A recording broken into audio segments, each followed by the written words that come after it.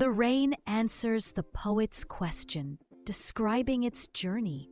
It originates from the Earth's surface, rising as vapor, condensing into clouds. Rain returns to Earth, providing life by nourishing the soil.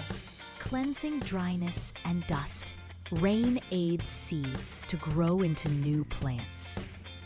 Although it changes form, its essential nature remains the same. Poem compares rain to a song, sharing qualities that enrich our lives. Like music, rain travels through the world and returns to its origin. Its journey continues renewal and enriches our experiences with life.